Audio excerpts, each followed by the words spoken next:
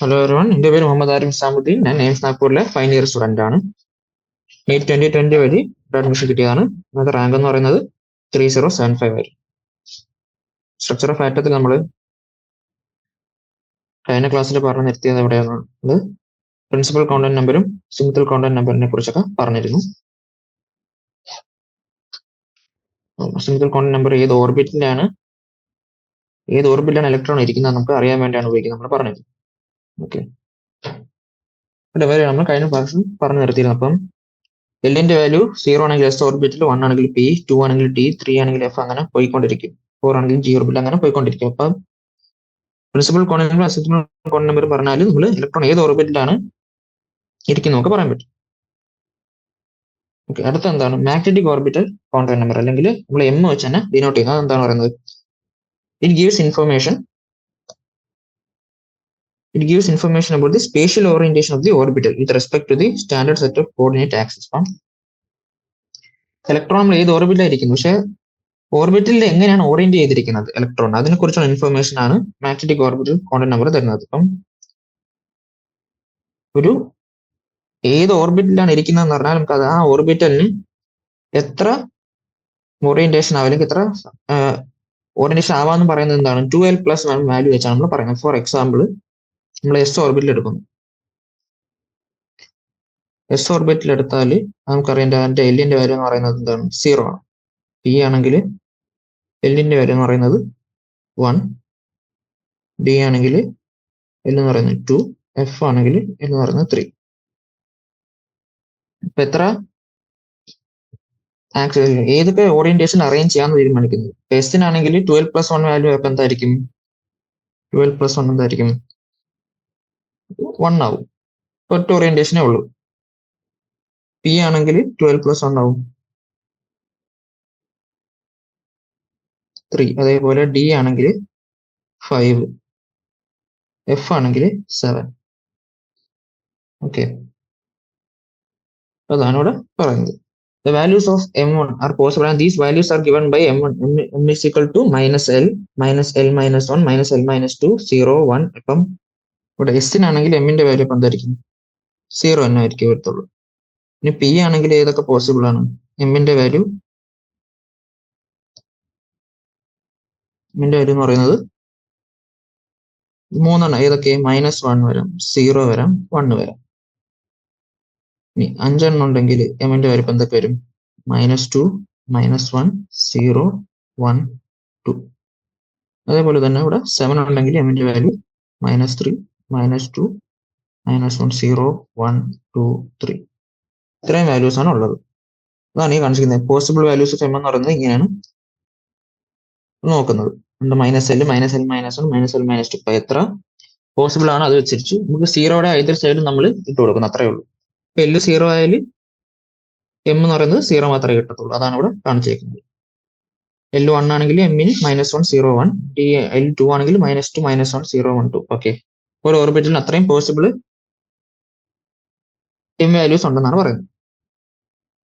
അതാണ് magnetic orbital content number വെച്ച് നമ്മൾ യൂസ് എന്ന് പറയുന്നത്. ഇപ്പോൾ ഓരോ ഓർബിറ്റലിനും ഓരോ സബ്ഷെല്ലിന് എത്ര ഓർബിറ്റൽ ഉണ്ടെന്നുള്ളത് പോസിബിൾ വാല്യൂസ് ഇപ്പോൾ നോക്കിയിരുന്നു. എസിന് 1, പിക്ക് 3, ഡിക്ക് 5, എഫിന് 7. ജി ഓർബിറ്റൽ ഉണ്ടെങ്കിൽ അതിന് 9, എച്ച് ആണെങ്കിൽ 11. അപ്പൊ അതിനെ കുറിച്ച് നമ്മൾ പറഞ്ഞു. ഞാൻ അടുത്ത പറയാനുള്ളത് ഇലക്ട്രോൺ സ്പിന്നിനെ കുറിച്ചാണ്. നമ്മൾ എസ് വെച്ച് ഡിനോട്ട് ചെയ്യുന്നു. ഇപ്പൊ ഒരു ഓർബിറ്റില് എന്താണ് 2 ഇലക്ട്രോൺസിന് ഒക്യുപ്പൈ ചെയ്യാൻ പറ്റും. ഇപ്പൊ 2 ഇലക്ട്രോണും ഒരേ സ്പിൻ അല്ല ഉള്ളത്. അതാണ് ഈ സ്പിൻ കൊണ്ട് ഉദ്ദേശിക്കുന്നത്. അപ്പൊ അത് നമ്മൾ നോക്കുകയാണെങ്കിൽ the 3 quantum numbers labeling an atomic orbital can be used equally well to define its energy, shape and origin. അപ്പൊ നമുക്ക് ഏതൊക്കെ? Principal quantum number N, M, azimuthal M, magnetic azimuthal L, magnetic M. ഇത് മൂന്ന് വെച്ച് എന്താണ് ഒരു electron ഏത് ഓർബിറ്റില്, ഏത് സബ്ഷെല്ല്, എന്നിട്ട് അതിന്റെ ഓറിയന്റേഷൻ, ഇതെല്ലാം നമുക്ക് അതിൽ നിന്ന് പറയാൻ പറ്റും. But all these quantum numbers are not enough to explain the line spectra observed in the case of multi-electron atom. That is, some of the lines actually occur in doublets, triplets, etc. ഇപ്പൊ നമ്മൾ line spectrum എടുക്കുമ്പോൾ നമ്മൾ എന്താണ് അതിനെ നമ്മൾ കൂടുതൽ resolution ചെയ്ത് കഴിഞ്ഞാൽ എന്താ ലൈൻസ് ഓരോ ലൈനിലും ഇടയിലൂടെ ഡബ്ലറ്റ്സ് ട്രിപ്ലെറ്റ്സ് ഓരോ ലൈൻ തന്നെ എന്താണ് 2 ലൈനിലും 3 ലൈൻ ചേർന്നിട്ട് ഇടയിൽ ചെറിയ ഗ്യാപ്പുകൾ കാണാൻ പറ്റും. അപ്പൊ ഇത് ഈ കോണ്ടന്റ് നമ്പേഴ്സ് വെച്ച് എക്സ്പ്ലെയിൻ ചെയ്യാൻ പറ്റിയില്ല. അപ്പൊ അതിനുവേണ്ടി വന്നൊരു കോണ്ടന്റ് നമ്പർ ആണ് ഈ സ്പിൻ കോണ്ടന്റ് നമ്പർ എന്ന് പറയുന്നത്. എന്താ നോക്കാം. The fourth content number known as the electron spin content number. An electron spins around its own axis much in a similar way as Earth spins around its own axis while revolving around the sun. In other words, electron has besides charge and mass intrinsic spin angular momentum number. അപ്പൊ നമ്മള്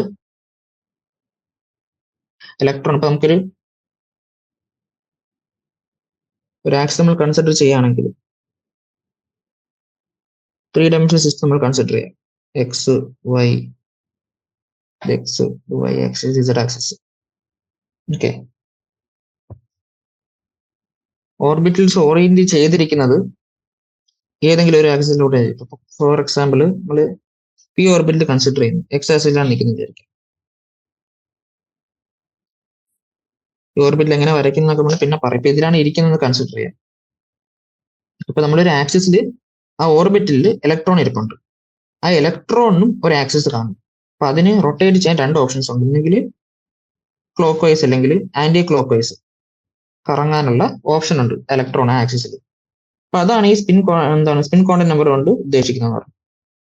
electron sphinx around it's on axis. അതിനെ denote ചെയ്യാൻ വേണ്ടി നമ്മൾ ഉപയോഗിക്കുന്ന content നമ്പറാണ് electron spin content number എന്ന് പറയുന്നത്. Spin angular momentum of the electron, a vector quantity, can have 2 orientations related to the chosen axis. These 2 orientations are distinguished by the spin content numbers m, which can take the values of plus half or minus half. These are called the 2 spin states of the electron and are normally represented by 2 arrows. അപ്പൊ നമ്മളൊരു ഓർബിറ്റലില്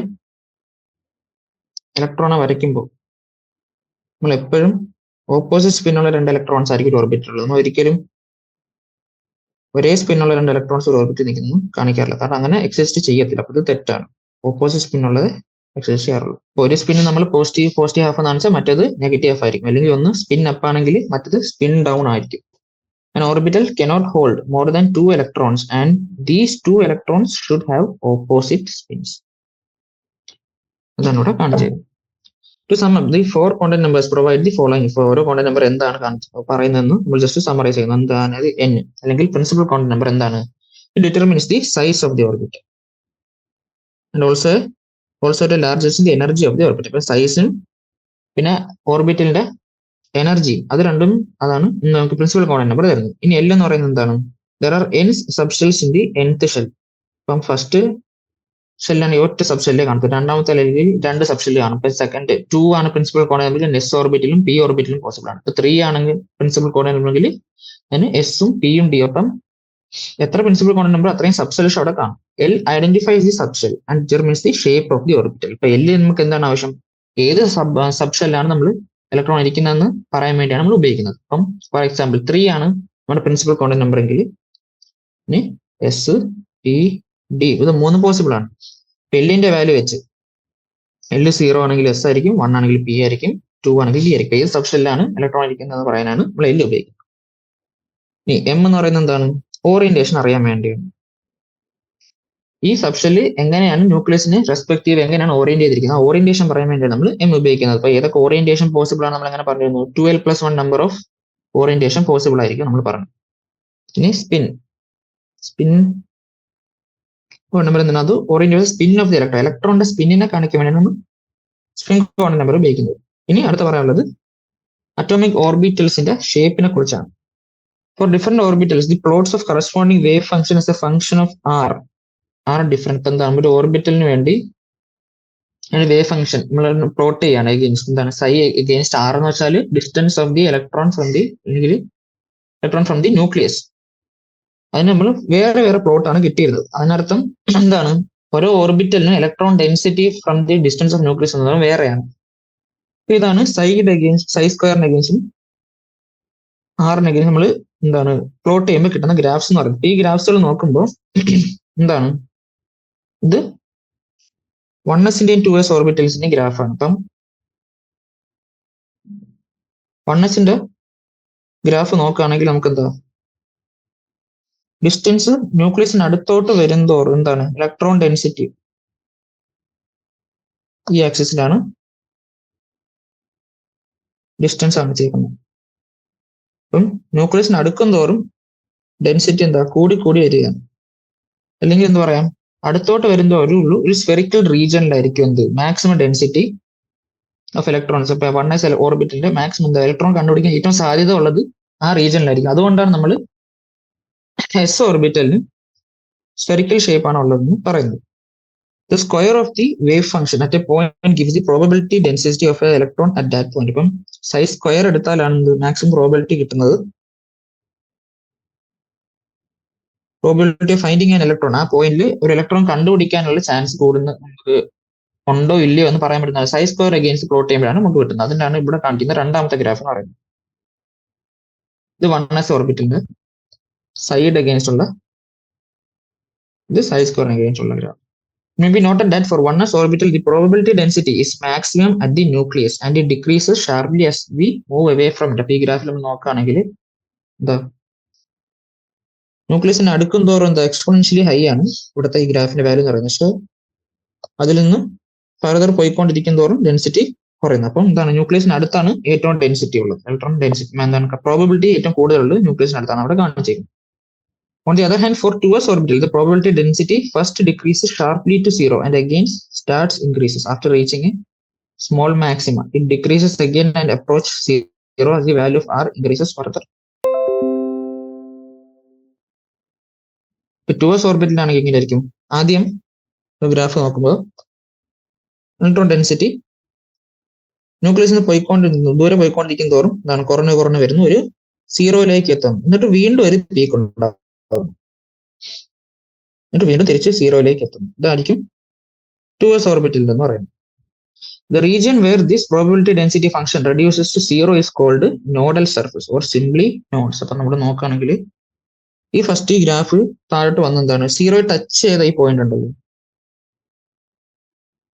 ഇതാണ് nodal point എന്ന് പറയുന്നത്. അപ്പൊ ആ പോയിന്റിൽ എന്താണ് electron കാണാനുള്ള ചാൻസ് എന്ന് പറയുന്നത് കുറവാണ്, ഇല്ല എന്നാണ് പറയാം. അപ്പൊ നമ്മളിത് ഗ്രാഫിലായതുകൊണ്ടാണ് ഇത് പോയിന്റ് ആയിട്ട് കിട്ടുക. അപ്പൊ നമ്മളിത് എന്താണ് 3 ഡയമെൻഷനിൽ ആലോചിക്കുമ്പോൾ എന്തായിരിക്കും, ഇതൊരു സ്ഫെറിക്കൽ സർഫസ് ആയിരിക്കും. എന്താണ് ഒരു ഇലക്ട്രോൺസ് ക്ലൗഡ് അല്ലെങ്കിൽ ഇലക്ട്രോൺ കണ്ടുപിടിക്കാനുള്ള ചാൻസ് ഇല്ലാത്ത ഒരു സ്ഫെറിക്കൽ സർഫസ് ആയിട്ടായിരിക്കും നിങ്ങൾക്ക് കിട്ടുന്നത്. അതുകൊണ്ട് നോഡൽ സർഫസ് എന്ന് വിളിക്കുന്നത്. In general, it has been found that ns orbital has n-1 nodes.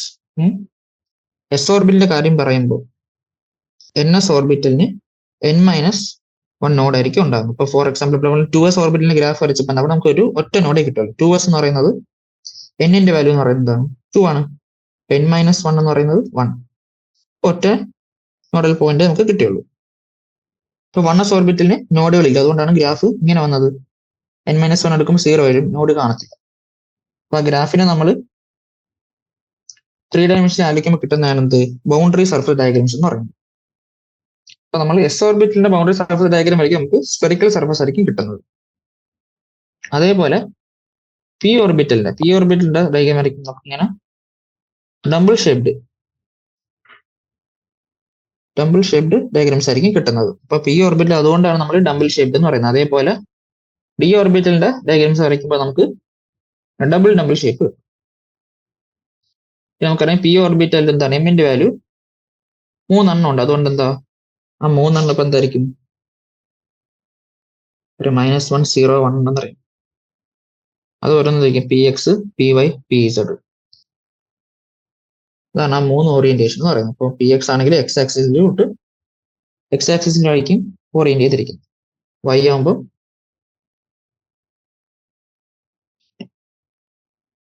y ആക്സിസിൽ ഓറിയന്റ് ചെയ്യും, z ആകുമ്പോൾ z ആക്സിൽ ഓറിയന്റ്. അപ്പൊ ഈ 3 ഓറിയന്റേഷൻ എന്ന് പറയുന്നത് അതാണ് നമ്മൾ എം വാല്യൂ കൊണ്ട് നേരത്തെ ഉദ്ദേശം എന്ന് പറയുന്നത്. ഡി ഓർബിറ്റിൽ വരുമ്പോൾ എന്താ നമുക്ക് dx dy z dx z dz square dx square y square. അപ്പൊ അങ്ങനെ 5 ഓറിയന്റേഷൻ പോസിബിൾ ആണ്. കൺസിഡർ ചെയ്യുമ്പോൾ further like s orbital, the probability density functions for p orbital also pass through value 0 besides at 0 and infinite distance. The number of nodes by given by n-1. അപ്പോൾ p ഓർബിറ്റലിന്റെ കേസിൽ വരുമ്പോൾ എന്താണ് number of നോഡ്സിന്റെ equation എന്താണ്, അല്ലെങ്കിൽ ഗ്രാഫിൽ 0 point touch ചെയ്യുന്നത് അതാണ് number of nodes എന്ന് പറയുന്നത്. അത് എന്താണ് അതിന്റെ ഇക്വേഷൻ -2 ആണ്.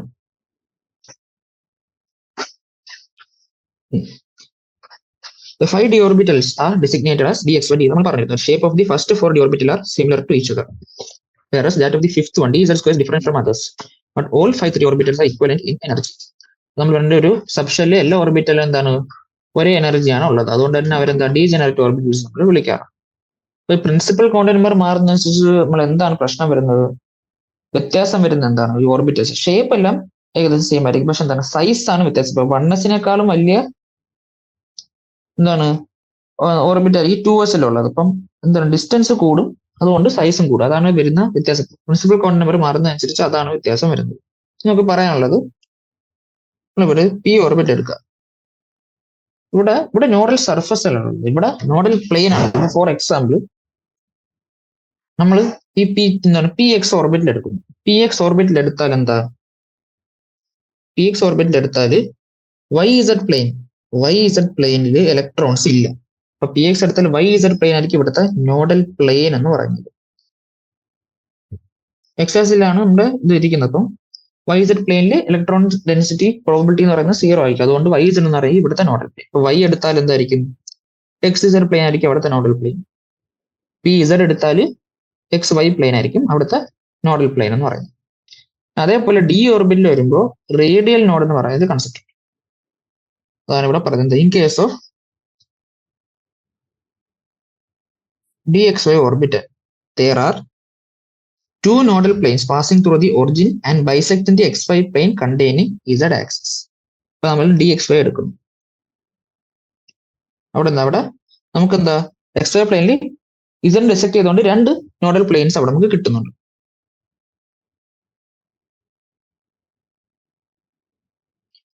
അങ്ങനെ കിട്ടുന്ന നോഡൽ പ്ലെയിൻസ് നമ്മൾ എന്താണ് ആംഗുലർ നോഡ് എന്നാണ് വിളിക്കുന്നത്.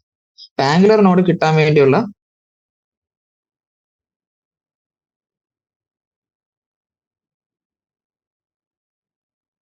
number of angular nodes are given by L. One angular node for p orbital, 2 angular node for d orbital, and so on.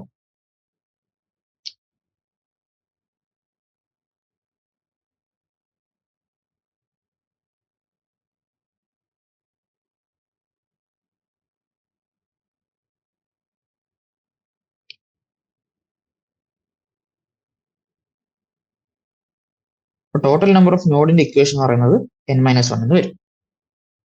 അടുത്ത പറയാനുള്ളത് energies of orbitals. The energy of an electron in a hydrogen atom is determined solely by the principal quantum. ഇപ്പൊ hydrogen ആറ്റത്തിലാണെങ്കിൽ എന്താ energy orbit പറയുന്നത് എന്താണ്, അതിന്റെ quantum number depend ചെയ്തിരിക്കും. ഇപ്പം 1s ആണെങ്കിൽ എന്താണ് 1s is less than 2s equal to 2. എന്ന് വെച്ചാൽ ഒരേ പ്രിൻസിപ്പൽ ക്വാണ്ടം നമ്പർ ഓർബിറ്റൽ എന്തായിരിക്കും, സബ്ഷെൽ എന്തായിരിക്കും, ഓർബിറ്റൽസ് എല്ലാം ഒരേ എനർജി ഉള്ളതായിരിക്കും. പക്ഷേ ഹൈഡ്രജൻ അല്ലാത്ത ആറ്റംസ് വരുമ്പോൾ ഇത് നമുക്ക് അപ്ലൈ ചെയ്യാൻ പറ്റത്തില്ല. കാരണം എന്താ, ഹൈഡ്രജൻ അല്ലാത്ത ആറ്റംസ് വരുമ്പോൾ എന്താ, ഹൈഡ്രജനിൽ ഒറ്റ ഇലക്ട്രോണേ ഉള്ളൂ. പക്ഷേ വേറെ ആറ്റംസ് വരുമ്പോൾ എന്താ, ഒന്നിൽ കൂടുതൽ ഇലക്ട്രോൺസ് വരും. ഈ ഇലക്ട്രോൺ ഇന്ററാക്ഷൻ വരും. വെച്ചാൽ ഇലക്ട്രോൺ അകത്തുള്ള ഇലക്ട്രോൺ പുറത്തേക്കുന്ന ശൈലിയുള്ള ഇലക്ട്രോണ് ഒരു റിപ്പൾസീവ് ഫോഴ്സ് വരും. ഇപ്പൊ ഇങ്ങനെയുള്ള അതിന് നമ്മൾ പറയുന്നത് എന്താണ്, ഷീൽഡിങ് എഫക്റ്റ് എന്ന് പറയുന്നത്. അപ്പൊ ഈ ഷീൽഡിങ് എഫക്റ്റ് വരുന്നതുകൊണ്ട് എന്താണ് എനർജിയിൽ എന്താണ് ലെവൽസിൽ വ്യത്യാസം വരുന്നുണ്ട്. അപ്പൊ അതുകൊണ്ട് അല്ലാത്ത ആറ്റംസിൽ ഒറ്റ ഇലക്ട്രോൺ വരുമ്പോൾ നമുക്ക് എന്താണ് ഈ പ്രിൻസിപ്പൽ ക്വാണ്ടം നമ്പർ വെച്ച് എന്താണ് എനർജി നമുക്ക് ഇൻക്രീസിംഗ് ഓർഡറിൽ അറേഞ്ച് ചെയ്യാൻ പറ്റും. പക്ഷെ അല്ലാത്തപ്പം ഇത് പറ്റത്തില്ല. അപ്പൊ അല്ലാത്ത നമ്മൾ എങ്ങനെയാണ് എനർജി ലെവൽസ് എങ്ങനെയാണ് ഡിസൈഡ് ചെയ്യുന്നത് പറയാം. n+l വാല്യൂ വെച്ചാണ് പറയുന്നത്. ഇപ്പൊ ഫോർ എക്സാമ്പിൾ ആലോചിക്കാം, ഇവിടെ കൊടുത്തിട്ടുണ്ട്. അപ്പൊ ഇവിടെ 1s 2s 2p. ഇപ്പൊ കുറെ ഓർബിറ്റൽസ് ഉണ്ട്, നമുക്ക് എല്ലാത്തിന്റെ n വാല്യൂ അറിയാം, l വാല്യൂ അറിയാം. എന്നിട്ട് n+l വാല്യൂ പറയുന്നു. എന്നിട്ട് n+l വാല്യൂവിന്റെ ഇൻക്രീസിംഗ് ഓർഡറിൽ നമ്മൾ അറേഞ്ച് ചെയ്യും. n+l വാല്യൂവിന്റെ increasing order. അപ്പൊ നമുക്കൊരു ഡൗട്ട് തോന്നുന്നത് എന്താ, ഒരേ n+l വാല്യൂ വന്നാൽ അല്ലേ, രണ്ട് ഓർബിറ്റലിന് ഒരേ n+ വാല്യൂ വന്നാൽ ഹയർ പ്രിൻസിപ്പൽ ക്വാണ്ടം നമ്പർ ഉള്ളതായിരിക്കും വലിയ എനർജി ഉള്ളത്. ഫോർ എക്സാമ്പിൾ ഇവിടെ പറയുകയാണെങ്കിൽ നമ്മളിവിടെ 2p-യും 3s-ഉം ഉണ്ട്. ഓക്കെ, 2p-യും 3s. n value, l value, n plus l value. ഇവിടെ n വാല്യൂ എന്താ 2, l വാല്യൂ എന്താ 1, ഇവിടെ n വാല്യൂ 3, l വാല്യൂ 0. അപ്പൊ രണ്ടിന്റെ n പ്ലസ് l വാല്യൂ എന്താണ് 3 ആണ്. പക്ഷെ 2p ഓർബിറ്റലിന്റെ n value 3s ഓർബിറ്റലിന്റെ n വാല്യൂവിനേക്കാളും ചെറുതാണ്. അപ്പൊ എനർജി ഓർഡർ പറയുമ്പോൾ എന്തായിരിക്കും 2p ലെസ് ദാൻ 3s ആയിരിക്കും. ഓക്കെ, അപ്പൊ അങ്ങനെയാണ് നമ്മൾ പറയുന്നത്. വെറും n വാല്യൂ വെച്ചാണ് നമ്മൾ ഹൈഡ്രജനിൽ പറയുന്നത്, പക്ഷെ ബാക്കിയുള്ള ആറ്റത്തിൽ അങ്ങനെ പറ്റത്തില്ല. അതാണ് ഇവിടെ പറയുന്നത്. അപ്പം ഇത് ഷോർട്ടാക്കി എഴുതാനുള്ള ഒരു മെത്തേഡ് നമ്മുടെ ടെക്സ്റ്റിൽ എന്താണ്, ഏതായിരിക്കും എനർജി കൂടുതൽ ഏതാണ് കുറവ് നമ്മൾ പഠിക്കാൻ വേണ്ടി ഒരു മെത്തേഡാണ് ഇങ്ങനെ പറഞ്ഞേക്കുന്നത്.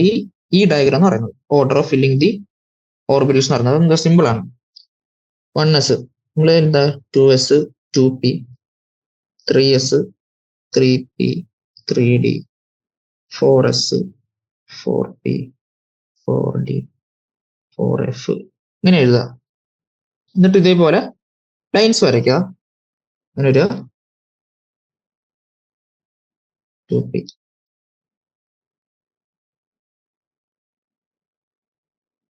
അങ്ങനെ വരച്ച് പോകുമ്പോൾ നമുക്ക് ഇൻക്രീസിങ് ഓർഡർ ഉണ്ടോ. ഈ രീതിയിൽ വരച്ചു പോകുമ്പോൾ increasing order of filling of energy of orbitals അത് നമുക്ക് കിട്ടും. ഓക്കെ, അത് പറ്റിയില്ലെങ്കിൽ n പ്ലസ് l വാല്യൂ വെച്ച് നമുക്ക് എനർജി കണ്ടുപിടിക്കാൻ പറ്റും. ഏതാണ് വലുത് ഏതാണ് ചെറുത് നമുക്ക് പറയാൻ പറ്റും. ഇനി നമ്മൾ ഇലക്ട്രോൺസ് ഓർബിറ്റൽസിൽ ഫില്ല് ചെയ്യുമ്പോൾ നമ്മൾ പാലിക്കേണ്ട കുറച്ച് നിയമങ്ങളുണ്ട്, അതിനെ കുറിച്ചാണ് പറയുന്നത്. അപ്പൊ അതിന് പറയുമ്പോൾ ഒന്നാമത് പറയേണ്ടത് ഓഫ് ബോ പ്രിൻസിപ്പിള്,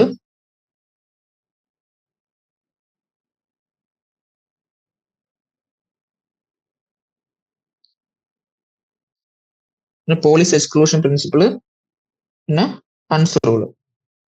ഇത് മൂന്നുമാണ് നമുക്ക് പറയാനുള്ളത്.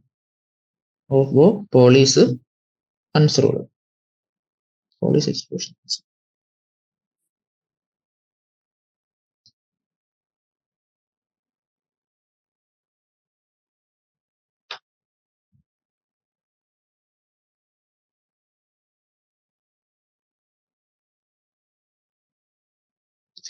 ഈ മൂന്ന് റൂൾസ് നമുക്ക് പറയാനുള്ളത്.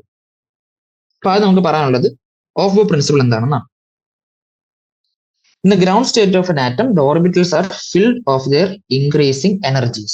ഓഫ് ബോ പറയുന്ന എത്രയേ ഉള്ളൂ. നമ്മൾ ഗ്രൗണ്ട് സ്റ്റേറ്റ് ഇരിക്കുന്ന ആറ്റം ആണെന്ന് വിചാരിക്കുക. അങ്ങനെയാണെങ്കിൽ നമ്മൾ ഇലക്ട്രോൺസ് എങ്ങനെയായിരിക്കും അറേഞ്ച് ചെയ്യേണ്ടത്, ഇലക്ട്രോൺസ് എങ്ങനെയാണ് നമ്മൾ ഓർബിറ്റിൽ അസൈൻ ചെയ്യേണ്ടത്, ഓർബിറ്റൽസ് എനർജിയുടെ ഇൻക്രീസിങ് ഓർഡറിലായിരിക്കും നമ്മൾ അസൈൻ ചെയ്ത്. ഇപ്പൊ ഫോർ എക്സാമ്പിൾ നമ്മളിവിടെ ഈ നേരത്തെ പറഞ്ഞ ഓർഡറിൽ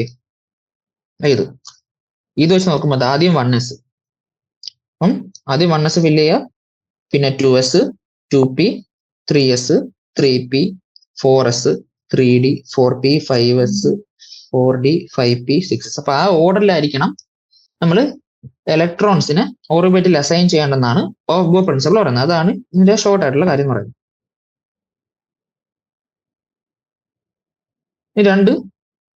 രണ്ടാമത്തെ ഏതാണ് പോളിസ് എക്സ്ക്ലൂഷൻ പ്രിൻസിപ്പിൾ. അതെന്താണ് പറയുന്നത്, the number of no two electrons in atom can have the same set of 4 quantum numbers. Okay, അപ്പൊ ഫോർ എക്സാമ്പിൾ ഇപ്പൊ നമുക്ക് ഒരു ആറ്റം കൺസിഡർ ചെയ്യാം. ഇപ്പൊ ഫോർ എക്സാമ്പിൾ കാർബൺ. ഓക്കെ, അപ്പൊ ഇലക്ട്രോണിക് കോൺഫിഗറേഷൻ എന്താ 1s2 2s2 2p2. ഓക്കെ, നമ്മൾ വരയ്ക്കുകയാണെങ്കിൽ എന്താ 1s2, ഇത് 1s, ഇത് 2s ഓർബിറ്റൽ, ഇത് 2p2 ഓർബിറ്റൽ. ഓക്കെ, അപ്പൊ നമ്മൾ ഈ കാർബണിന്റെ 2s ഓർബിറ്റലിലുള്ള ഈ ഫസ്റ്റ് ഇലക്ട്രോൺ ആണ് കൺസിഡർ എന്ന് വിചാരിക്കും. ഓക്കെ, അപ്പൊ അതിന്റെ ക്വാണ്ടം നമ്പേഴ്സ് നമ്മൾ എഴുതുകയാണെങ്കിൽ എന്തായിരിക്കും, അതിന്റെ n വാല്യൂ എന്ന് പറയുന്നത് 2 ആണ്. l വാല്യൂ s ഓർബിറ്റൽ ആയതുകൊണ്ട് എന്താണ് 0,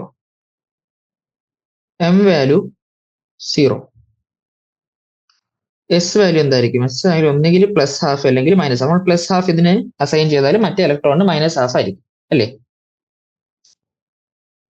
അപ്പം നമ്മൾ നോക്കുകയാണെങ്കിൽ S orbital 2s orbital 2 electrons ഉണ്ട്. ഓക്കെ, ഈ എം എന്ന് പറയുന്നത് വരെ എന്താണ്? എം എന്ന് പറയുന്നത് N L M ഇത് മൂന്നും ആ 2 ഇലക്ട്രോണും കോമൺ ആണ്. എസ് വന്നപ്പോഴാണ് ഏത് ഇലക്ട്രോൺ ആണ് നമ്മൾ സ്പെസിഫിക് ആയിട്ട് പറഞ്ഞത്. അപ്പൊ ഈ 4 ക്വാണ്ടം നമ്പേഴ്സ് നമ്മൾ നോക്കുകയാണെങ്കിൽ 2 ഇലക്ട്രോണിന് ഒരേ ക്വാണ്ടം എന്താണ് 4 ഒരേപോലത്തെ ക്വാണ്ടം നമ്പേഴ്സ് വരത്തില്ല. അതാണ് എന്താണ് പോളിസ് എക്സ്ക്ലൂഷൻ പ്രിൻസിപ്പിൾ പറയുന്നത്. അല്ലെങ്കിൽ ഷോർട്ടായിട്ട് പറയുകയാണെങ്കിൽ എന്താ, ഒരേ ഓർബിറ്റലില് 2 ഇലക്ട്രോണിന് ഒരേ സ്പിൻ വരില്ല. അതാണ് എന്റെ ഏറ്റവും ബേസിക് ഐഡിയ എന്ന് പറയുന്നത്. അതുകൊണ്ടാണല്ലോ ഒരേ ക്വാണ്ടം നമ്പേഴ്സ്. എന്താണ് magnetic quantum number, moment quantum number എന്താ എല്ലാത്തിനും സെയിം ആയിരുന്നു. സ്പിന്ന് വന്നപ്പോഴാണ് വ്യത്യാസം വന്നത്. അതാണ് പോളിസ് എക്സ്ക്ലൂഷൻ പ്രിൻസിപ്പിൾ ഉദ്ദേശിക്കുന്നത്. പിന്നെ അവസാനം പറയുന്നത് എന്താണ്? The maximum number of electrons in the shell with principal quantum number n is equal to 2n². അപ്പം പ്രിൻസിപ്പൽ ക്വാണ്ടം നമ്പറിന്റെ വാല്യൂ അറിയാമെങ്കിൽ അതിനകത്ത് എത്ര ഇലക്ട്രോൺസ് കൊള്ളാന്ന് പറയുന്നത് എന്തുകൊണ്ടാണ്? ഈ പറയുന്നതിന്റെ ഫോർമുലയാണ് ഇത് 2n² എന്ന് പറയുന്നത്. Number of electrons in shell with principal quantum number n.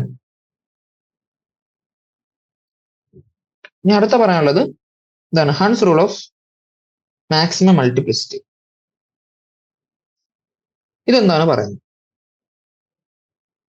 ഇത് പറയുന്നത് എന്താന്ന് വെച്ചാല് ഒരേ എനർജി ഉള്ള ഓർബിറ്റൽ ഇപ്പൊ നമ്മൾ ഇവിടെ കൺസിഡർ ചെയ്യുകയാണെങ്കിൽ പി ഓർബിറ്റൽ 3 എന്താ? PX PY PZ. നമ്മൾ പറഞ്ഞു എന്താ, ഇത് മൂന്നും ഒരേ എനർജി ലെവലുള്ള ഓർബിറ്റൽസ് ആണ്. അല്ലെങ്കിൽ നമ്മളതിനെ ഡീജനറേറ്റ് ഓർബിറ്റൽസ് എന്ന് വിളിച്ചു. ഓക്കെ അല്ലേ? ഇപ്പൊ ഡീജനറേറ്റ് ഓർബിറ്റൽസ് നമ്മൾ ഇലക്ട്രോൺസ് ഫില്ല് ചെയ്യുമ്പോൾ നമ്മൾ എന്താണ് ആലോചിക്കുക? നമ്മൾ എന്താണ് എല്ലാ ഓർബിറ്റലിനും ആദ്യം കൊടുത്തിട്ടേ പെയറിങ് നടത്താവൂ. ഫോർ എക്സാമ്പിൾ ഇവിടെ കാർബൺ അല്ല, നമ്മൾ ആദ്യം എന്താണ് ഓക്സിജൻ ആണ് കൺസിഡർ ചെയ്യുന്നത് വിചാരിക്കും. ഓക്സിജൻ ആണ് കൺസിഡർ ചെയ്യുന്ന കോൺഫിഗറേഷൻ നമുക്കറിയാം. എന്താ കോൺഫിഗറേഷൻ? 1s2 2s2 2p4 ഇതാണ് നമ്മൾ കോൺഫിഗറേഷൻ. അപ്പൊ 2p4 നമ്മൾ ഫില്ല് ചെയ്യുമ്പോൾ അവിടുത്തെ പി ഓർബിറ്റൽ നമ്മൾ ഫില്ല് ചെയ്യുമ്പോൾ നമ്മൾ എന്താണ് ആദ്യമേ ഇലക്ട്രോൺസിന് പെയർ ചെയ്യരുത്. എല്ലാ ഓർബിറ്റലിനും ഓരോ ഇലക്ട്രോൺ കൊടുത്തിട്ട് പിന്നെയും ബാക്കി ഉണ്ടെങ്കിൽ നമ്മൾ എന്താവും പെയർ ചെയ്യാൻ പാടുള്ളൂ. അതാണ് എന്ത് പറയുന്നത്? ഹൺസ് റൂൾ പറയുന്നത് അതാണ്. എന്താണ്? It states pairing of electrons in the orbitals belonging to the same subshell does not take place until each orbital belonging to that subshell has got 1 electron each. എന്താണ് pairing നടക്കുന്ന എപ്പോഴാണ്? ആ സബ്ഷെല്ലിലുള്ള എല്ലാ ഓർബിറ്റലിനും ഒരു ഇലക്ട്രോണെങ്കിലും കിട്ടിയതിന് ശേഷമേ പെയറിംഗ് ഓഫ് ഇലക്ട്രോൺസ് നടത്താൻ പാടുള്ളൂ എന്നാണ് ആ റൂള് പറയുന്നത്. ഓക്കെ, അപ്പൊ ആ റൂൾസ് ഒക്കെ വെച്ച് നമുക്ക് എല്ലാ ആറ്റത്തിന്റെ ഇലക്ട്രോണിക് കോൺഫിഗറേഷൻ എഴുതാൻ പറ്റും. അതൊക്കെയാണ് ഇവിടെ കൊടുത്തേക്കുന്നത്. ഇപ്പൊ ലിഥിയത്തിന്റെ ആണെങ്കിൽ നമുക്കറിയാം എന്താ 1s2 2s1 അതാണ് അതിന്റെ കോൺഫിഗറേഷൻ. ഇപ്പൊ ബെറിലി ആണെങ്കിൽ 1s2 2s2 ബോറോൺ ആണെങ്കിൽ 1s2 2s2 ഇത് 2p ഓർബിറ്റൽ 2p1. അപ്പൊ അതേപോലെ ഈ റൂൾസ് ഒക്കെ പാലിച്ചുകൊണ്ട് നമുക്ക് എല്ലാത്തിന്റെയും ഇലക്ട്രോണിക് കോൺഫിഗറേഷൻ അതാണ് ഇവിടെ കാണിച്ചേക്കുന്നത്. അല്ലാണ്ട് പ്രത്യേകിച്ചൊന്നും പറയുന്നില്ല.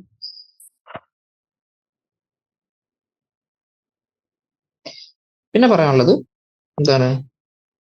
Electrons in the completely filled shells are known as core electrons, and the electrons that are added to the electron shell with the highest quantum number are called valence electrons. അപ്പൊ നമ്മൾ ഇതെങ്ങനെ പറയാം? നമ്മൾ ഇതുവരെ നേരത്തെ എഴുതി വെച്ച് നോക്കുകയാണെങ്കിൽ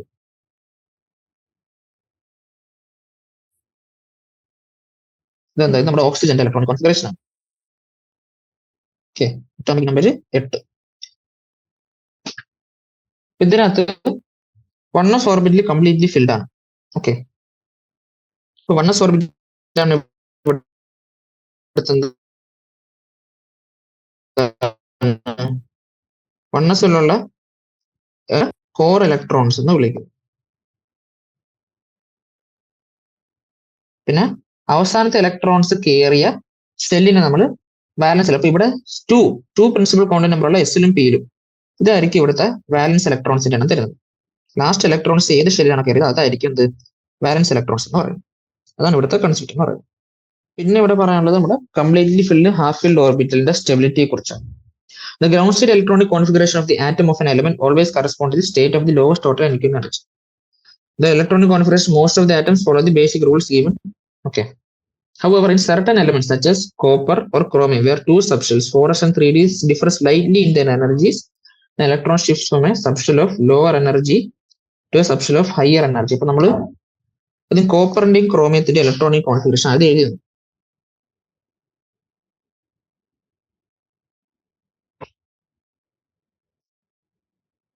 ക്രോമിയം എന്ന് പറയുന്നത് അറ്റോമിക് നമ്പർ 24, കോപ്പർ എന്ന് പറയുന്നത് അറ്റോമിക് നമ്പർ 29 ആണ്. ഓക്കെ, അപ്പൊ അവരുടെ ഇലക്ട്രോണിക് കോൺഫിഗറേഷൻ പറയുകയാണെങ്കിൽ എന്താണ് ആർഗൺ എന്താണ് അറ്റോമിക് നമ്പർ 18 എന്നിട്ട്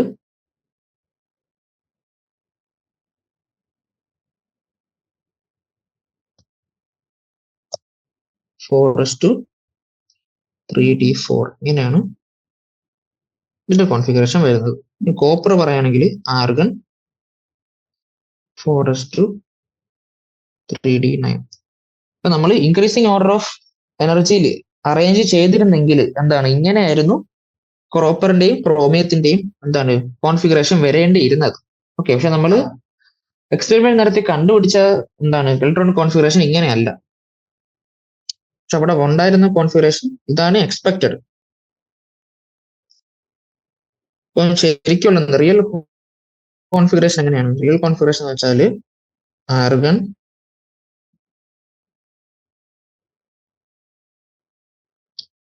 4s1 3d argon 4s1 3d10 configuration വന്നത്. അപ്പൊ ഇത് എന്തുകൊണ്ടാണ് വന്നത് അതാണ് നമ്മൾ പറയാൻ പോകുന്നത്.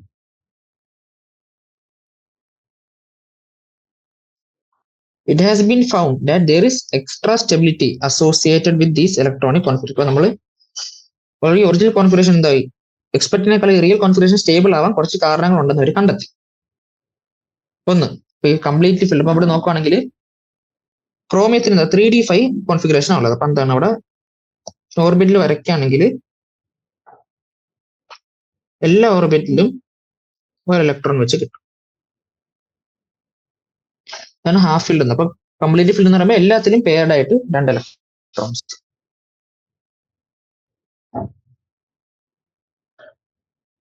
അത് എന്തുകൊണ്ടാണ്? ഒന്ന്, സിമെട്രിക്കൽ ഡിസ്ട്രിബ്യൂഷൻ ഓഫ് ഇലക്ട്രോൺസ്. ഇപ്പൊ എന്താണ് സിമെട്രി കൂടുന്ന വരുന്നതനുസരിച്ച് സ്റ്റെബിലിറ്റി കൂടും നമുക്കറിയാം. അതാണ് ഒന്നാമത്തെ കാരണം എന്ന് പറയുന്നത്.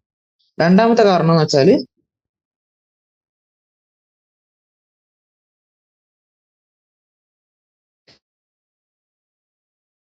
Exchange energy.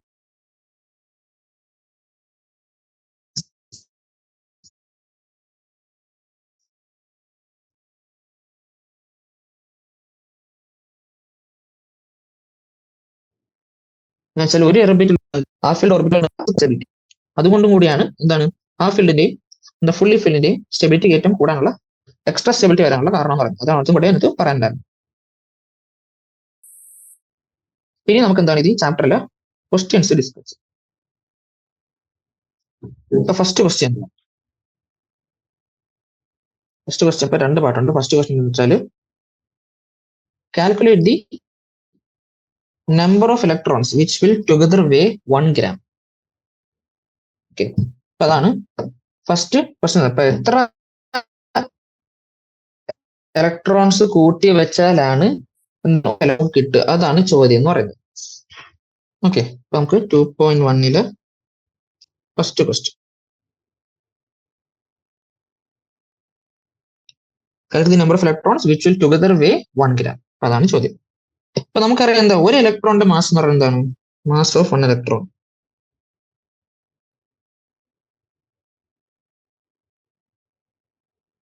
നമുക്കറിയാം എന്താ 9.1 into 10⁻⁻31 kg. അല്ലെങ്കിൽ അതിനെ നമ്മൾ ഗ്രാം ആക്കാൻ പറ്റും. ഗ്രാം ആക്കുമ്പോൾ 9.1 ഇപ്പൊ 108 ആണ്. പ്രോബ്ലത്തിന് 1 ഇട്ടാലും മതി. into 10⁻⁻31 കാരണം ഗ്രാമിനെ കിലോഗ്രാം ആക്കി നമ്മൾ എന്ത് വെച്ച് മൾട്ടിപ്ലൈ ചെയ്യണം? 1000 വെച്ച് മൾട്ടിപ്ലൈ ചെയ്യണം. അപ്പം -28 ഗ്രാം എന്ന് വരും. കാരണം നമുക്ക് ഇവിടെ ഒരു ഗ്രാം ഇലക്ട്രോൺസിന് എത്ര ഇലക്ട്രോൺസ് വേണമെന്ന് ചോദിച്ചേക്കാം. അപ്പൊ ഗ്രാമിലായിരിക്കും നമ്മൾ കാൽക്കുലേറ്റ് ചെയ്യേണ്ടത്. അപ്പൊ ഒരു ഇലക്ട്രോണിന്റെ മാസ് നമുക്ക് കിട്ടി. എത്ര? 10⁻⁻28 ആണ് നമുക്ക് കിട്ടി.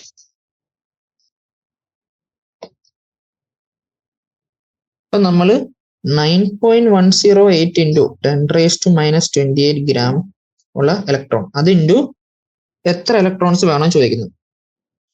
ഇലക്ട്രോൺ ചെയ്യുമ്പോൾ നമുക്ക് എന്താ 1 കിട്ടും അല്ലേ? അപ്പൊ എത്ര? അതാണ് ഇവിടുത്തെ n എന്ന് പറയുന്നത്. n എന്ന് പറയുന്നത് നമ്പർ ഓഫ് ഇലക്ട്രോൺസ്. ഇതേപോലത്തെ എത്ര ഇലക്ട്രോൺസ് കൂട്ടി വെച്ചാൽ നമുക്ക് 1 ഗ്രാം കിട്ടുക. അതാണ് n. അത് ഈക്വൽ ടു 1 ഗ്രാം. അപ്പൊ ഇവിടെ നമുക്ക് എന്താ എന്നിന്റെ വാല്യൂ എന്തായിരിക്കും?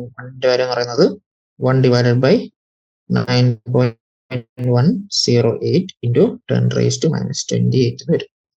ഓക്കെ, അപ്പൊ നമുക്കിത് സോൾവ് ചെയ്താൽ എന്ത് വരും? 1.098 ഇൻറ്റു 10⁻20. അപ്പൊ നിങ്ങൾ കാൽക്കുലേഷൻ നിങ്ങൾ തന്നെ ചെയ്ത് നോക്കുക. നമുക്ക് സ്റ്റെപ്സ് പറഞ്ഞുതരാം. എങ്ങനെയാണ് ക്വസ്റ്റ്യൻ പ്രോബ്ലം എന്നുള്ള സ്റ്റെപ്സ് പറഞ്ഞു. കാൽക്കുലേഷൻ നിങ്ങൾ തന്നെ ചെയ്ത് നോക്കുക. ഓക്കെ, നമുക്ക് ഇത്ര രണ്ടാമത്തെ ക്വസ്റ്റ്യൻ എന്താണ്? Calculate the mass and charge of 1 mole of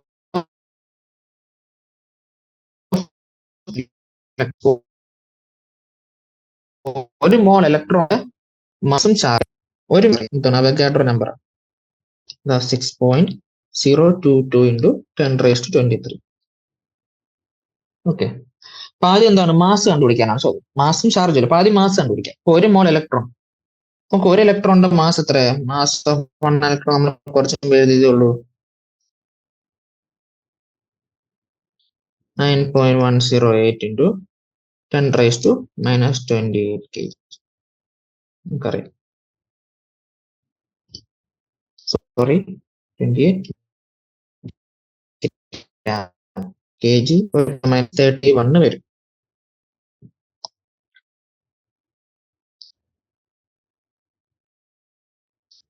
ഇതായിരിക്കും നമ്മള് ഒരു ഇലക്ട്രോണിന്റെ മാസിനെ അവഗാഡ്രോ നമ്പർ ചെയ്യുമ്പോൾ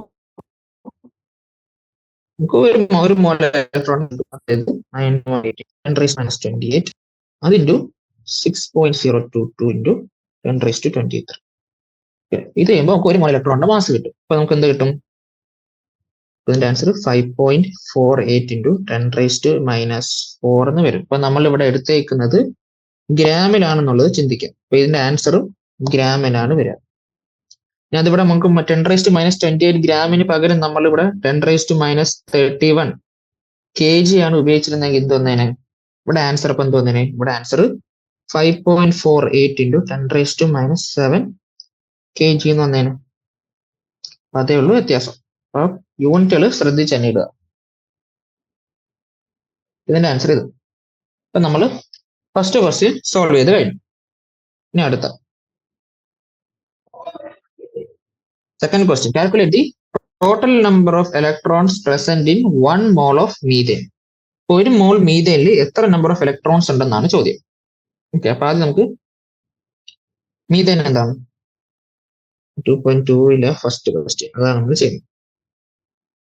ഒരു മോൾ മീഥേനിൽ എത്ര ഇലക്ട്രോൺസ് ഉണ്ടെന്നാണ് ചോദ്യം. അപ്പൊ നമുക്കറിയാം മീഥേൻ എന്ന് പറഞ്ഞാൽ എന്താ? CH4 ആണ്. ഇതിനകത്ത് എന്തൊക്കെയാ ഉള്ളത്? ഒരു കാർബണും ഉണ്ട്, 4 ഹൈഡ്രജനും ഉണ്ട്. അപ്പൊ കാർബണിന്റെ രണ്ടിന്റെ അറ്റോമിക് നമ്പർ ആദ്യം എഴുതുക. കാർബണിന്റെ അറ്റോമിക് നമ്പർ എന്താ? 6. Hydrogen atomic number 1. അപ്പൊ നമുക്കറിയാം number of electrons in atom എന്ന് പറയുന്നത് എന്താണ്? അതിന്റെ അറ്റോമിക് നമ്പറിന് ഈക്വൽ ആയിരിക്കും. ഓക്കെ, അപ്പൊ ഇവിടുത്തെ നമ്പർ ഓഫ് ഇലക്ട്രോൺസ് അത് ഇവിടെ എന്തൊക്കെയായിരിക്കും? ഇവിടെ കാർബണിൽ 6 കാണും, ഇവിടെ 4 ഹൈഡ്രജൻ ഉണ്ട്. 4 ഹൈഡ്രജൻ ഉണ്ട്. ഇവിടെ എത്ര ഇലക്ട്രോൺസ് കാണും? 4 ഇലക്ട്രോൺസ് കാണും. കാരണം അറ്റോമിക് നമ്പർ 1 ആണ്. അപ്പോൾ ഓരോ ഹൈഡ്രജൻ ഓരോ ഇലക്ട്രോൺ കാണും. ഓക്കെ, അപ്പൊ ഒരു CH4 മോളിക്യൂളിൽ ടോട്ടൽ എത്ര ഇലക്ട്രോൺസ് ഉണ്ട്? ഇപ്പൊ ടോട്ടല് ഒരു CH4 മോളിക്യൂളിൽ എത്ര ഇലക്ട്രോൺസ് ഉണ്ട്? 6ഉം 4ഉം കൂടെ ആഡ് ചെയ്യും. അപ്പൊ നമുക്ക് 10 ഇലക്ട്രോൺ ആണ് ഒരു CH4 മോളിക്യൂളിൽ ഉള്ളത്. അത് നമുക്ക് കിട്ടി. ഇനി നമ്മുടെ ചോദ്യം എന്തായിരുന്നു? Calculate the total number of electrons present in 1 mole of methane. ഒരു മോളിക്യൂൾ മീഥേനിൽ എത്ര ഇലക്ട്രോൺ ഉണ്ടെന്നല്ല ചോദിച്ചത്, ഒരു മോൾ മീഥേനിൽ എത്ര ഇലക്ട്രോൺസ് ഉണ്ടെന്നാണ് ചോദിച്ചത്. ഇപ്പൊ നമുക്ക് ഒരു മോളിക്യൂളിൽ കിട്ടി. ഇപ്പൊ നമ്പർ ഓഫ് ഇലക്ട്രോൺസ് ഇൻ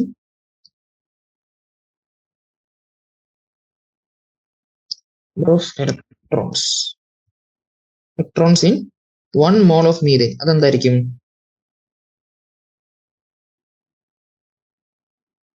അത് ഒരു മോളിക്യൂൾ നമ്പർ ഓഫ് ഇലക്ട്രോൺസ്, ഇതിനെ നമ്മൾ n ആക്കി എടുക്കുന്നു. Number of electrons in 1 molecule of methane അത് ഇൻറ്റു അവഗാഡ്രോ നമ്പർ ചെയ്യുന്നു. ഇത്ര മതി. അപ്പൊ ഒരു മോളിക്യൂൾ എത്രയാന്ന് കിട്ടി? അത് 10 ആന്ന് കിട്ടി. അത് ഇൻറ്റു അവഗാഡ്രോ നമ്പർ എത്ര? 6.022 ഇൻറ്റു 10⁻23. അതായത് 6.022 ഇൻറ്റു 10⁻24 ഇലക്ട്രോൺസ് ആണ് ഒരു മോൾ മീഥേനിലുള്ള നമുക്ക് കിട്ടും. ഓക്കെ, അപ്പൊ അതിന്റെ ആൻസർ കഴിയും. അടുത്ത ക്വസ്റ്റ്യൻ.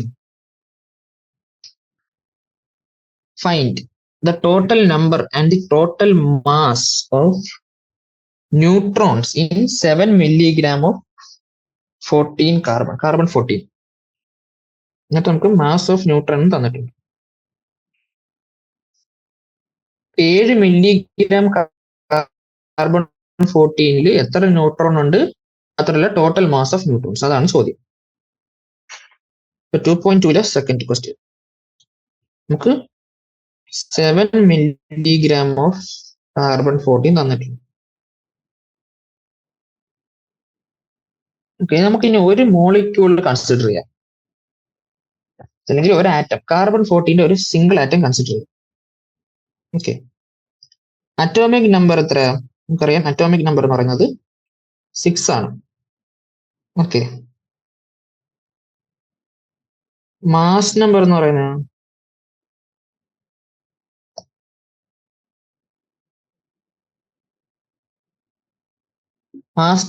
ഇവിടെ തന്നേക്കുന്നത് എത്രയാ? 14 ആണ്. മാസ് നമ്പർ എന്ന് പറഞ്ഞാല് 14 തന്നേക്കുന്നത്. ഈ മാസ് നമ്പർ എന്ന് പറഞ്ഞാൽ നമുക്ക് എന്താണെന്നറിയാം? മാസ് നമ്പർ ഈക്വൽ ടു എന്താ? Number of protons plus number of neutrons ആണ് നമുക്കറിയാം.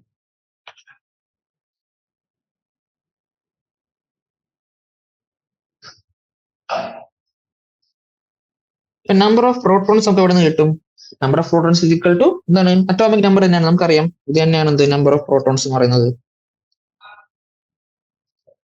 മാസ് നമ്പർ എത്രയാണെന്ന് നമുക്കറിയാം, 14. അത് is equal to number of protons, അതും നമുക്കറിയാം എത്ര? 6 plus number of neutrons.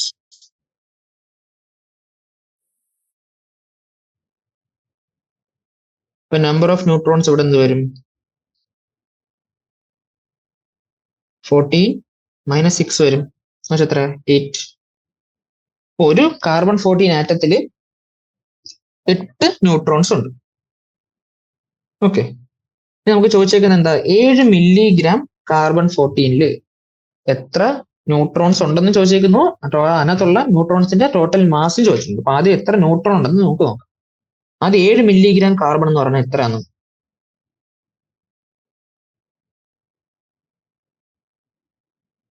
Number of മോൾസിന്റെ equation നമുക്ക് അറിയാം. നമ്പർ ഓഫ് മോൾസിന്റെ ഇക്വേഷൻ എന്താ? given mass by atomic mass, gram atomic mass.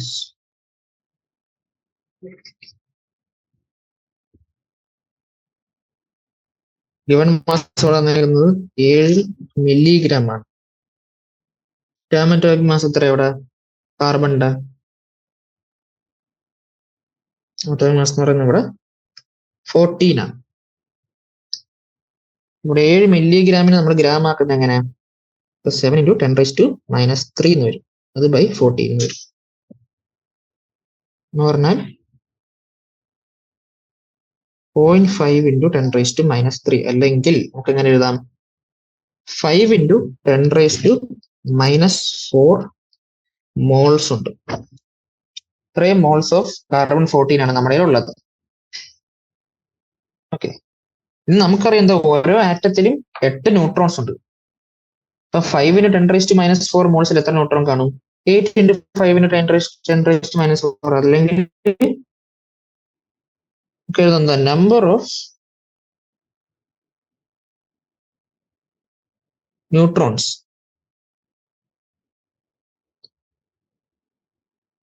In 8 എന്താണ് 7 മില്ലിഗ്രാം കാർബൺ 14 എന്താണ് ഈക്വൽ ടു ഒരു കാർബൺ 14ൽ എത്ര ന്യൂട്രോൺ ഉണ്ട്? എത്ര? 8. അത് ഇൻറ്റു എത്ര മോൾസ് ഉണ്ടോ നമുക്ക് നോക്കാം.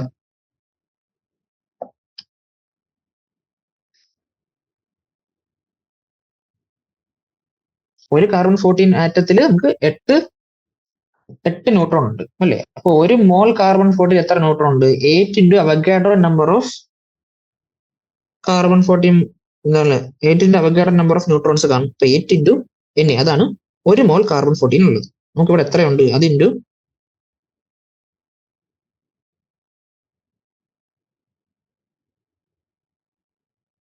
ഈ സ്റ്റെപ്പിൽ ചെറിയ സ്റ്റെപ്പ്.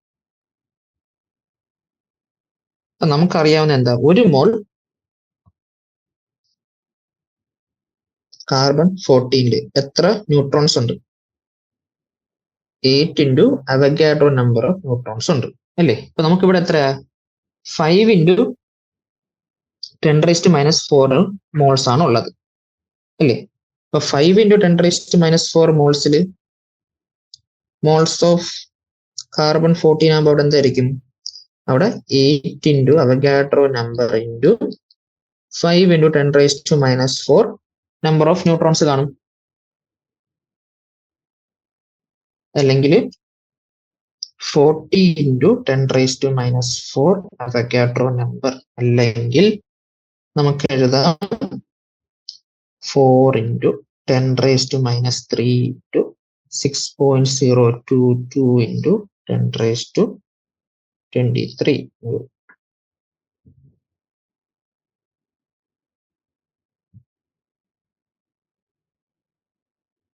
ഇത് നമ്മൾ ചെയ്യുകയാണെങ്കിൽ നമുക്ക് 24.088 ഇൻറ്റു 10⁻20 വരും അല്ലേ? ഇത്രയും ന്യൂട്രോൺസ് ആണ് എന്തുള്ളത്? ഇത്രയും ന്യൂട്രോൺസ് ആണ് ഒരു മോൾ കാർബൺ 14ൽ ഉള്ളത്. ഇനി നമുക്ക് എന്താ, ഇത്രയും ന്യൂട്രോൺസ് ഉണ്ടെന്ന് കിട്ടി. ഇനി ഈ ന്യൂട്രോൺസിന്റെ മാസ് ആണ് നമുക്ക് കണ്ടുപിടിക്കുക. അപ്പൊ മാസ് ഓഫ് 1 ന്യൂട്രോൺ നമുക്ക് തന്നിട്ടുണ്ട്. എത്ര? മാസ് ഓഫ് 1 ന്യൂട്രോൺ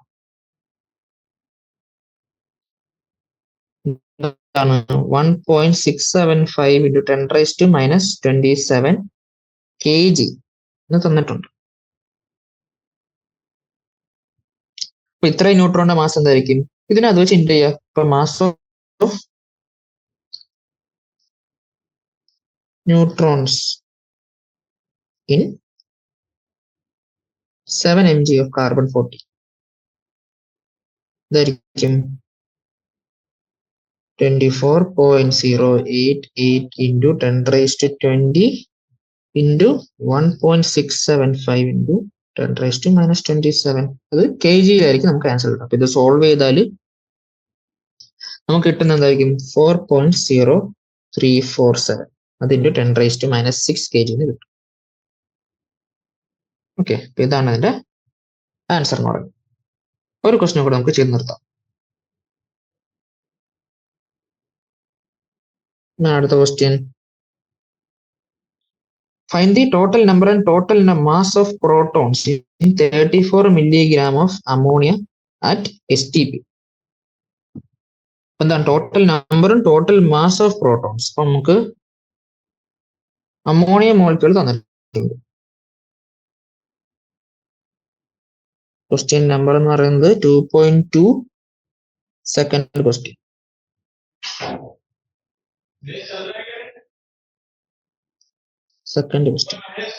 എന്താ തന്നേക്കുന്നത്? 34 gram ഓഫ് NH3 ആണ് തന്നേക്കുന്നത്.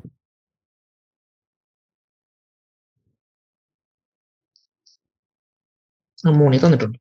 നമുക്ക് അമോണിയയുടെ മോളിക്കുലർ മാസ് എത്രയും തന്നിട്ടുണ്ട് അറിയാം.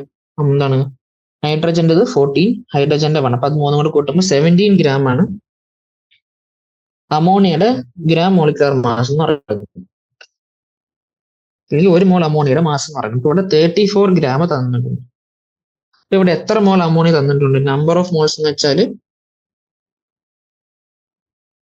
എന്താ given mass by gram molecular mass.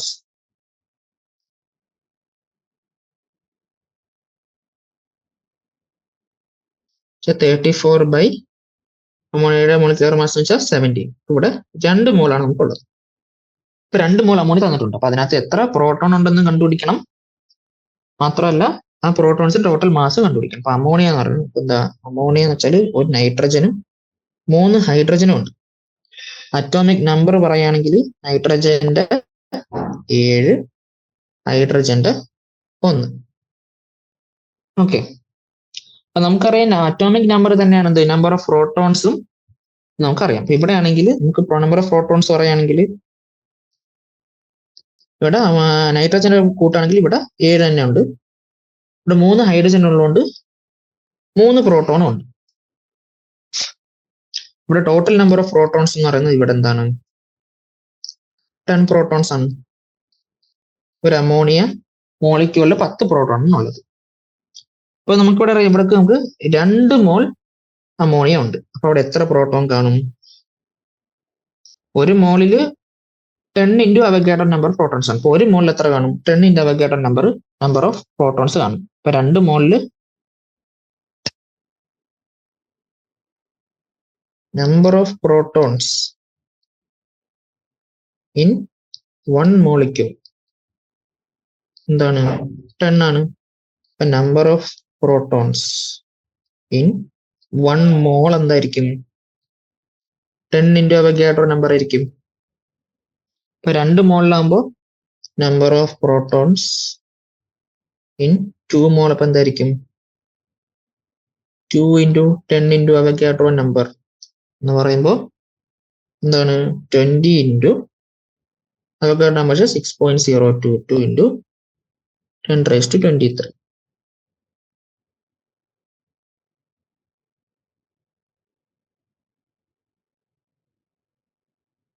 എന്ന് പറഞ്ഞാൽ എന്തായിരിക്കും? 1.2044 ഇൻറ്റു 10⁻22 എന്ന് കിട്ടും. ഇത്രയും പ്രോട്ടോൺ ആണ് 2 മോൾ അമോണിയയിൽ ഉള്ളത്.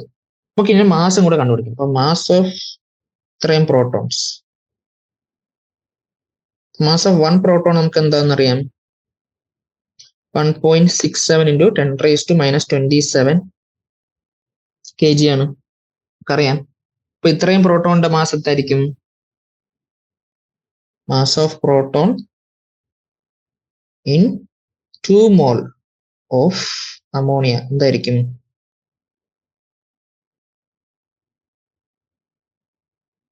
കിട്ടിയ total number of protons in 2 mole into mass of 1 proton. ഇത് നമുക്ക് സോൾവ് ചെയ്യുമ്പോൾ നമുക്ക് എന്ത് കിട്ടും? നമുക്ക് 2.01 ഇൻറ്റു 10⁻⁻5 kg എന്ന് കിട്ടും. നിങ്ങൾ സോൾവ് ചെയ്ത് നോക്കാം.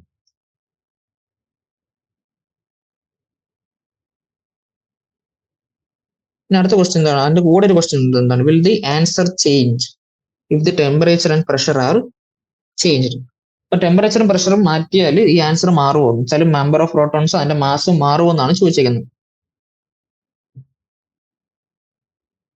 അപ്പൊ മാറുമോ? നമുക്കറിയാം ഇവിടെ ആകെ ഇൻവോൾവ് ചെയ്യുന്ന quantity number of protons, mass of protons. ഇത് രണ്ടും ടെമ്പറേച്ചറും പ്രഷറും മാറിയാൽ മാറുമോ? മാറത്തില്ല.